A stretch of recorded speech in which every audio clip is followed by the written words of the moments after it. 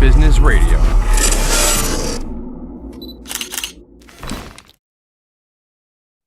Hello and welcome to Tower Talk Business Radio, powered by the Nassau Community College Foundation. My name is Ray Schwetz, AVP of Business Banking at Jovia Financial Credit Union, along with Donyshia Boston Hill, CEO, keeper of the brand, marketing and digital agency.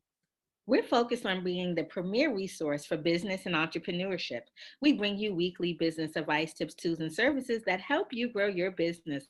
Plus, we interview the top business leaders in the industry. And I'm very excited today because helping provide us with business empowerment is Phil Russert. Now, Phil is an artist agent at Legendary Illustrations. He's also the founder of the Suffolk Comic and Art Expo and Creator Con. And he's the creator of an independent comic sensation, Tragedy. Phil, welcome to the show today. Thanks for having me on, both of you. I appreciate it. Well, we're psyched to have you here. So before we get into some specifics, just tell us a little bit about yourself. Father of two young children, married to an amazing wife who supports all my craziness, and lover of art, as you can see behind me, which really led to the journey ahead. And I work daytime as a registered nurse, and nighttime I'm doing my best to be a big part of the comic industry. And when do you sleep? Honestly, I'm not exaggerating. I don't like maybe 3 hours a night I get, and it's been like that for like 4 years. Wow. Yeah, I'm very motivated, very motivated. How'd you And then get the start? Go ahead, Well, JB. I'm sorry, go ahead. Yeah, no, we were asking, how did you get your start in this cool, amazing field that you have going on? Well, I mean, I've been a comic book collector since like 7 or 9 years old. The first issue I picked up was Uncanny X-Men 115 with Sauron on the cover. And to see all those characters is just amazing to me. So I've been reading comics for decades, and I started collecting original art, like the jam pieces you see behind me are an example. And I got to know artists a lot through that, and I, became friendly with a lot of big time artists. And my local comic shop, I decided, I wanted to help out. So I said, why don't we get a small like VFW?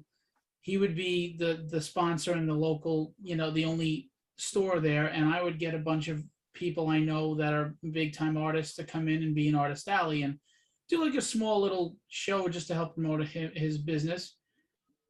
Long story short, it wound up becoming something so much bigger, and it wound up becoming actually a full-blown convention, Suffolk Comic and Art Expo, that I ran, and it was very successful.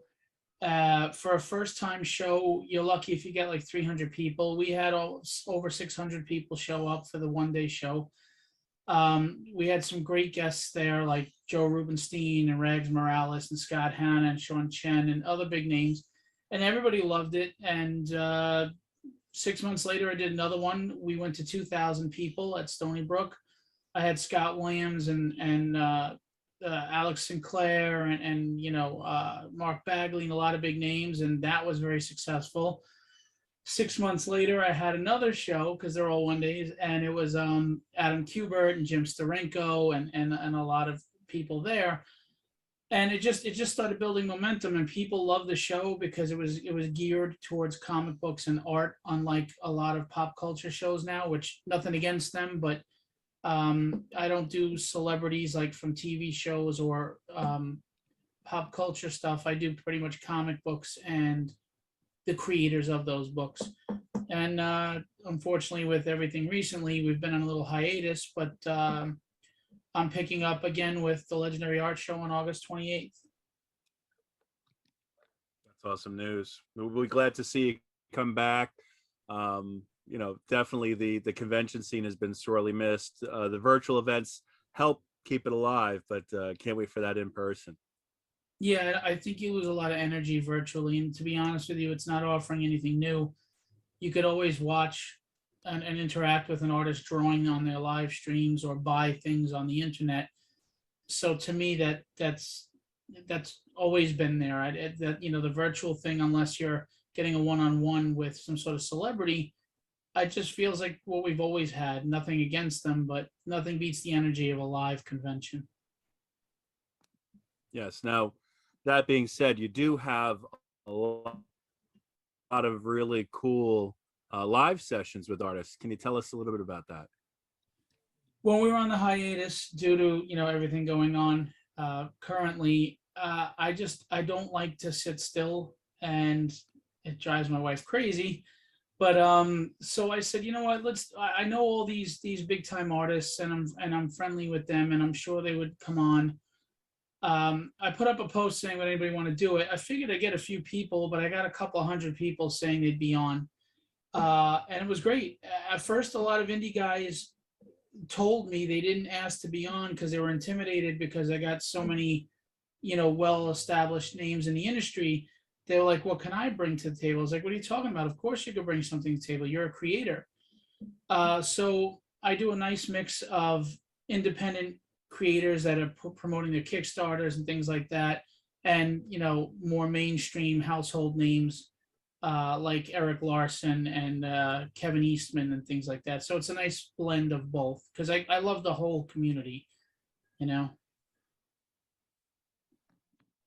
Fantastic. And so, what do you think is like the most common misconception about the comic book industry and what you do in that world entirely? Uh, I think a big misconception is that as much as we love comics and as much as it's fun and it was our childhood, there is still the business aspect. And I think a lot of people in the industry aren't really well versed in that side of it. Unfortunately, there is, creating a comic book alone is a daunting task, and there's a lot of moving parts, and there's professionalism that you have to have, that which includes correspondence, which includes meeting deadlines, which includes a lot of money transactions because you're paying people. So I think the misconception with some people is that it's just fun and games. It is business, but it's business that you love to do. You have a passion for. And so I know my dear co-host is just waiting to jump in here to talk to us a little bit about some of, some of the conferences and Comic-Con and all this stuff. So I'm going to let him live his best life right now and take it away. So, yeah, I wanted to ask you, I know with all the involvement you have with so much talent, there's got to be some crazy stories. So anything you could share with us about some of the talented artists and writers that you've worked with through the convention scene? Well, I don't want to call anybody out. So I would, I mean, I have a crazy story from a convention that involves all the art you see behind me. As far as like working with artists, some unfortunately, again, they don't have a business approach, so they're a little behind on deadlines and things like that, and you kind of have to deal with that. Some are very professional, on the nose, let's get it done. Steph Wilson is a perfect example of someone who understands the work that goes into it, and he is well before the deadline with his work. He always just gets it done. But for the most part, everybody's a great person to work with. It's just you do deal with different egos or different sensitivities or people that are maybe a little flakier than others and things like that. As far as a crazy story, so I had a bunch of jam pieces along with my friends in a backpack, and we were at New York Comic-Con, and as you know, that gets like 220,000 people at that show. Due to a miscommunication, my wife didn't know that I left the backpack with her, and we left the scene where the backpack was. It was left on the floor, and I'm going to tell you, it was $15,000 of art. And so I'm in Artist Alley, and I'm talking to Buzz, the artist Buzz, and I'm like, I want to get something done. So I call my wife, and she's like, what do you mean? I don't have the bag. So I'm now pooping myself. So at the time I was a 260-pound man, but I moved like a backpack ninja running. And a lot of big artists were like, Phil, texting me, is everything okay? I saw you running like in a panic. And I go up and the bag is gone. I mean, there's 220,000 people there. So I go to security. The odd thing is, because of the climate at the time, this was years ago, someone was afraid that it was a bomb because they saw this conspicuous bag left there. So they turned it into security without ever looking in the bag. Now, if they looked in the bag, it would be gone. Someone would have stolen all that art. It's $15,000 of original art. But because they thought it might have been a bomb, nobody bothered to look in the bag. They just sent it to security. Thank God. Now, security asked me, what's the contents? I told them. They go, yeah, that's easy. Everybody can say art. And I go, oh, wait, there were baby wipes in the front because we brought my daughter at the time for the first time to con. And it was the baby wipes that saved me. And they said, okay, the bag is yours. And they gave me the bag and thank God everything was in there, which is kudos to security at New York Comic Con, because anybody could have just taken a piece of art, but it was all in there. So that was very stressful. So is that your You are listening. You are listening to Tara Talk Business Radio on the voice of Nassau Community College, 90.3 WHPC. I'm Ray Schwetz, along with Donyshia Boston Hill, and our guest today is Phil Russert, artist agent at Legendary Illustrations, founder of the Suffolk Comic and Art Expo and Creator Con, and creator of the independent comic sensation Tragedy. Go ahead, DB. Sorry about that. Oh, no, I was going to say, do you think that's your most memorable moment, or is this the craziest thing that has ever happened to you at Comic-Con? It was both, just because it was so nerve-wracking and drove me nuts. I was so scared, and it was just an ordeal. But there are other, great memorable moments, like getting my jam piece done. Geraldo Borges, he's Brazilian. He lives in Chile now. I met him for the first time, and Will Conrad, and they drew on my jams, and they've become very good friends of mine now, and they're just wonderful human beings. And it's just really nice when, I know a lot of the big artists a lot of people are friendly to them because they want to get free art, or they want to be able to say, oh, look, I'm friends with this big name. But these just are genuine friendships that I built out of respect with them. And so I have memorable moments of just meeting great people and having those relationships continue forward. As far as that, I know that may not be so exciting, but to me, the relationships have been fantastic, and it's one of the best things about being part of this community. No, that's totally true. You go to these conferences and you meet people of like mind, like interest, and you build lasting friendships that you can never replace. Like, where else can you find someone that is just as into comic books as you are? I mean, of course, you can go to your local, comic book store in the city near you, but to be amongst, thousands and thousands of people that's geeking out on the same things you are, it just takes it over the top. Well, I agree, and especially when a lot of them, you're talking to people on a friendly basis that worked on comics that you grew up with loving, and I'm not a celebrity worshiper, but I do have a great admiration for people who have achieved certain levels in their given field. So sometimes it's kind of like, this is pretty cool. I'm good friends with this person, and I'm at this person's house hanging out with them, and they created this character, or they drew this book, or wrote this book. Yeah, I felt that way when at the last Comic-Con, I was able to meet Todd McFarlane through a series of circumstances, and it just blew me away. Honestly, that was a moment where I was truly starstruck. Well, he just transcends comics because he's into toys and movies, and I mean that's a man that shows you, don't listen to the people who tell you what you should be doing or how to do it.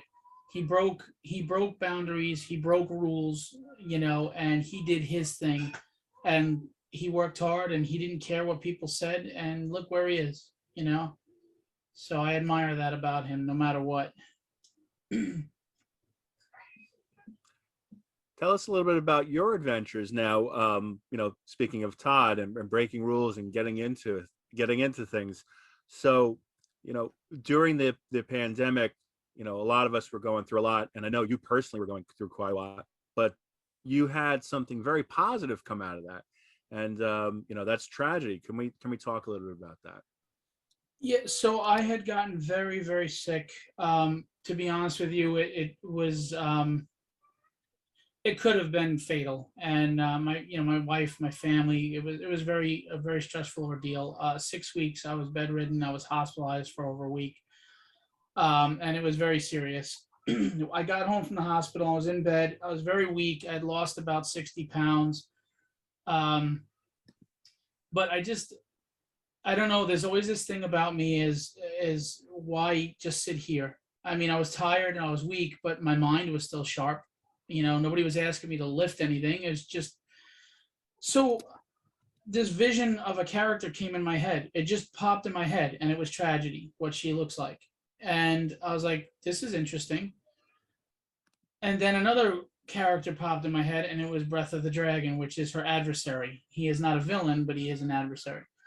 I was like, all right, what is this? Now, forgive me if I'm digressing a bit, but my entire life I was very frustrated because I always felt like I hadn't reached my potential. I was always a good on the fly storyteller. Like I used to babysit kids when I was younger, and I made up stories on the go right there from out of my head that they kind of interacted with and they loved it. And I just felt like I was a musician, but I was a drummer, so I didn't really create a lot of my own music, etc. So I just felt like there was this creative part of me that was locked up, and it was very frustrating for me. So I'm laying here in bed, and I have these two characters, and I go, "This is the time. This is the time to do it." I don't, it looks like I'm going to recover. It was still, not guaranteed, but it looked like I was going to recover. I felt strong enough. I said, I'm just doing this. And I wrote 13 issues of tragedy while laying in bed. I got it, started it into production, and literally from zero to completion in 4 months, it was in everybody's hands and published. So That is a crazy accomplishment. As somebody who loves the art and loves the writing, and I'm an avid comic reader and I'm a creator myself, and just to see you do that so quickly and so well, bravo. Larry Stroman was on the phone with me yesterday, and he goes, and I forgot his exact words. I'm going to paraphrase, but he basically said I was crazy, and he never saw anybody put out a book in 4 months like that, and it was a quality book. And to hear a legend like Larry Stroman say that is very humbling. I promise you, though, those aren't my words, and it doesn't go to my head at all, because I know my station in life at this point, and I accept it, and I'm fine with it. I'm not a big name or anything, but when you hear that from people like that, or a really well-known writer and editor that created characters for Marvel told me the story was solid and the writing was good, it doesn't make me feel like I'm great. It makes me feel like I'm doing something right and I'm on the right path. And I'm glad that because art and aesthetics you can always fix, but if I can't write, I can't write. There's just writing is a very hard skill that you don't just learn it and you're good at it. You know what I mean? I mean, art is hard as well, but you can keep drawing every day. If you don't have the gift of writing, you just don't have the gift of writing. So I'm so grateful that people have received it well, like yourself, and just that you're supporting, and the kind words and the encouragement. They just make me feel like I'm doing something right, and it's for a reason. And comic book writing is also very it's very specific. And it's very involved, because I feel like if you're writing a story like a novel, all right, so you're writing it from the point of view of the characters, or watching the characters go through what they're going through and explaining it. And then if you're writing a screenplay, it's this person says this, and this is the camera direction, or this is the direction things are going in. I feel to give directions to the artist for what you're visually seeing in each. Well, when I wrote the script, I was told that it was written in a way where when people read it, they felt like they were watching a Netflix TV show, and they compared it to like the Daredevil TV show. They felt that the choreography, the way I described it in the fight scenes in the script was really vivid, and they could picture it in their head, which was great to hear. My favorite writer in comics has always been Chris Claremont. His run on the X-Men, 17 years, was phenomenal. His world building with them was phenomenal. A lot of people say the problem with him is he built up all these plots and then he wouldn't solve them, which I understand the frustration. I actually had two people tell me they could see without knowing that he was my influence, which was wow. I mean, and they said because they could tell when I wrote the book, I wrote it for long term. It's a long term game. I was setting up plot lines, setting up characterization. There was no boring exposition. It all meant something. But what I think I do is in the first issue, 5-issue story arc, I do close some plot lines as I open new ones, so the reader doesn't get frustrated as to there's 6 million plot lines open. Let's get some answers here. But just so yeah, a lot of people say I wrote the script more like a novel than a comic script, but in a screenplay form. So it's kind of like a mix of screenplay and novel. You're listening to Tower Talk Business Radio. Our guest today is Phil Russett, artist, agent, and legendary illustrator, founder of the Suffolk. Let me take that from the top. No worries. You are listening to Tower Talk Business Radio. Our guest today is Phil Russett, artist agent at Legendary Illustrations, founder of the Suffolk Comic and Art Expo and CreatorCon, and creator of the independent comic sensation Tragedy. My name is Donyshia Boston Hill, along with Ray Schwetz on the voice of Nassau Community College, 90.3 WHPC. Now, getting back to Tragedy, so you get started and you write this. As you said, you weren't feeling well, but your mind was sharp. You were able to do this. So take us to that point now where you wrote the script. All right. So now how are you getting this out there and in front of artists, and then getting this out to actually a finished product so quickly?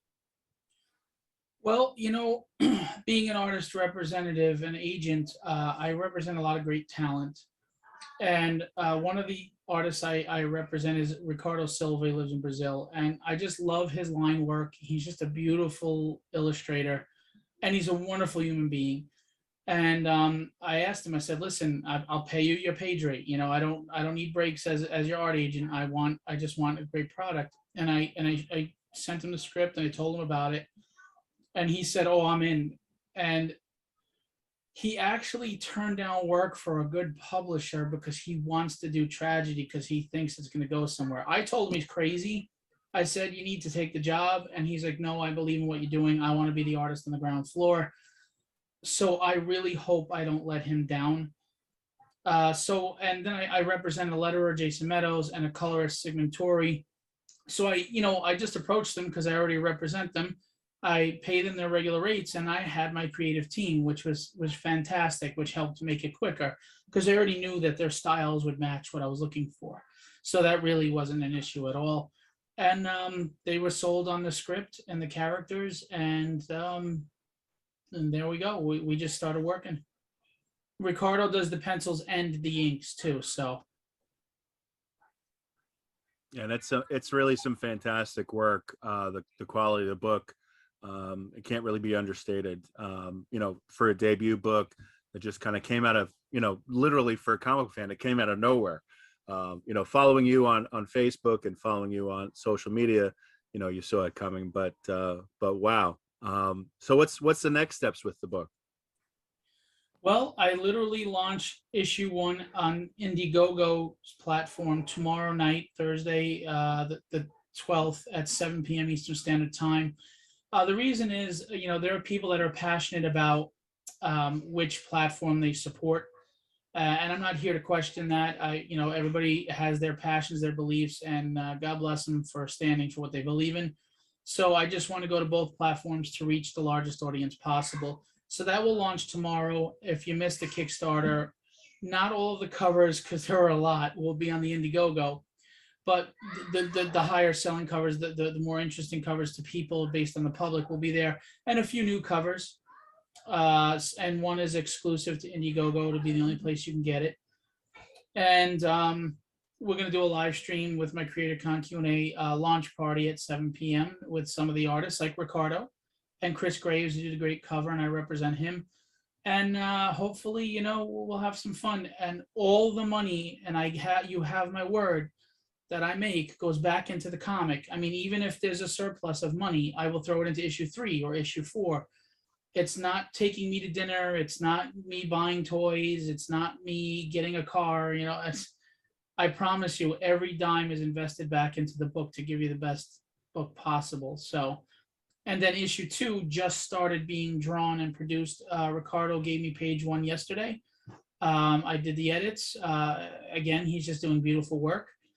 And we hope to have the Kickstarter for issue 2 around October.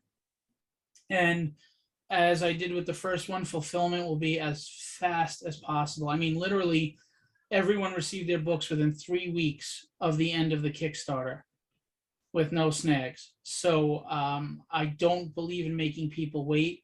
I like to get the book done before we launch the campaign, because if you're going to spend your hard-earned money on me, you should not have to wait months to get it. And that's not knocking people that go that route, because not everybody has the money to fund the book right away or whatever. So, but the Indiegogo is to help me get the rest of the money I need to fund book 2, because the money goes fast with printing and Kickstarter fees and cover artists and you name it. Now, is there a for you, getting back to just the love of the books and the love of comics, is there a book to you that's like, well, that's the Holy Grail comic book, I want to one day get that book? I was never a Holy Grail guy, but the two books I would always want, I have one of them at a high grade, thank God, is Giant Size X-Men #1. It's the first appearance of my 2 favorite characters, Nightcrawler and Colossus, and X-Men #1. And I had a chance to get an X-Men #1 for $75 in the 90s. And I mean, if you would have graded, it would probably be a 1.5. But $75 to me at that time, working for like $5 an hour, might as well have been a couple thousand. And I didn't get it. And I so wish I did, because now a 1.5 is thousands of dollars. I could have had a #1 someday. Someday, exactly. You can't kick yourself, can't go backwards. Agreed. And what's next for you and your team with regards to the convention circuit? Well, because of the current climate, I want to start out slow, because as you invest a lot of time and money as a show promoter. Shows don't, they cost a lot to run. Otherwise, everybody would be doing them. So I'm not doing a vendor-heavy show, a lot of comic vendors. I have one local comic store that's going to be there, and I have an art dealer, Anthony's Comic Book Art, which will sell published pages, original published pages from hundreds and thousands of different comic books by big names. It's an art show. It's for artists and art and the appreciation of the aesthetics of comics. So August 28th, I have a one-day show. It's 10 to 5. And it's $5 cash at the door only. If you come, and 9 o'clock entry is $8 cash as an early bird. And we're going to do portfolio reviews for people who really want to break into the industry. And you'll get a full 10-minute portfolio review with 30-year veterans like Scott Hanna, Keith Williams. And then we, of course, have inker Tony Cordos from DC. If you're an inker and you want to get some inking tips and inking portfolio reviews, him and Keith will do that. And Scott is an inker. We have Larry Stroman coming. We have Sean Chen coming. We have Koi Pham coming. Rodney Ramos is coming. We have some great names coming. A lot of local artists. There's going to be about 35 artists there. Again, it's $5 cash at the door. We are going to have sanitization stations. We're going to ask that if you're not vaccinated, you wear your mask. We have staff that will be wiping down all surfaces throughout the day, door handles, etc. So that, there's no, the reason why we're doing cash only is so we're not handing cards back and forth at the door, trying to make things safer. And it's an open floor concept in that the room, there are no aisles. The tables will outline the room, so the whole middle is open, so you can socially distance as if you feel the need. So if you're still a little nervous or concerned, you have those options to social distance, not be on top of people. And if you're not worried about it, we still have precautions in place. We will be taking your temperature just when you come and asking you to fill out a quick survey that you don't have any symptoms, etc. It really is just for everybody's safety, and of course, we don't want anybody to get sick. We don't want anybody. I would never want anybody to be hurt in any way. So, but it's gonna be a fun show, and if you ask anybody who's been at prior shows, my artist alleys are crazy. They're awesome. You can get anything from sketch covers done to commissions, 9x12, 11x17, to bring your own sketchbook, or buy some original published art. It'll be a lot of fun. Well, thank you so much for sharing with us and being our guest today. I'd like to leave you with DB's philosophy. You're going to make a difference. A lot of times it won't be huge. It won't even be visible, but it will matter just the same. Commissioner Gordon, Batman. Yeah, I had to throw a Batman quote in there. Phil, thank you so much for joining us today on the show. Thank you for having me. I really appreciate it. Thank you for the support. I really, really, really appreciate it. Well, we're excited. We can't wait to see it for the future of your creators, your conventions, and for Tragedy. We want to thank you for being with us. My name is Ray Schwetz, along with Donyshia Boston Hill, your co-host and producers. This is an NCC Foundation Business Leaders Council production. Visit ncc.edu/WHPC for more information. We're available on Odyssey, iHeartRadio, and podcasts on iTunes and podcasts on Spreaker. This has been Tower Talk Business Radio, powered by the Nassau Community College Foundation on the voice of Nassau Community College, 90.3 WHPC. We'll talk with you next week. Tower Talk Business Radio.